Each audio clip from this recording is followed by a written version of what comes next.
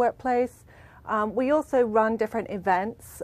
So we were at our product fair earlier this summer, sharing some of the really cool innovations in accessibility. Okay. And then we get involved in nonprofits and charities. So that's coming up very soon here at Microsoft in October. Cool. Now, when I think about accessibility, I mean, the first thing that comes to my mind is closed captioning.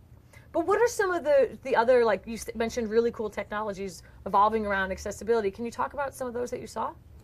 There are some really cool things around accessibility. I really think accessibility is a form of innovation and a really big frontier. So we actually demoed at a product fair a new technology being developed by Microsoft Research, which is where sign language using the power of Windows Connect can be converted into text. Oh, wow. And then text can be converted into sign language. It's in Chinese Sign Language right now, which is different to American Sign Language.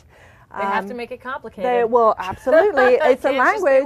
It's a language. It's got a dialect. It's got all Wow. that cool stuff.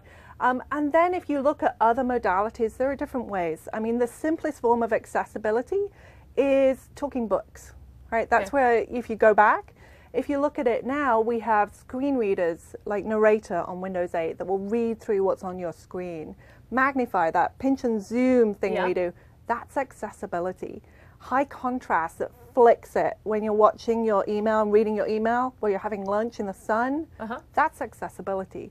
So actually accessibility is becoming something that just gets embedded into how we work. And I love that, but it's a really cool form of innovation. That's awesome. So let's dive into the fact that we offer the sign language classes to, is it to all Microsoft employees? What's the motivation there? So it's all Microsoft Redmond right now. So these started several years ago, and they started as a need for us to think inclusively about our people and employees with disabilities. So when you have a person with deafness joining your group, we offer sign language to them, their group, their manager, their teams, to help encourage communication. And that's where it really started from, was helping groups to learn how to use just basic sign to be able to communicate better. What we found though was that you learn so much more out of it. You learn how to think about disability and how it works, and how to be just more aware of your surroundings, answer questions about it. We've all got questions. Sure. So it aided us in a lot, far more ways, so we expanded it. So when I think of learning a new skill, such as maybe learning how to play the guitar, this sounds very, very hard for me.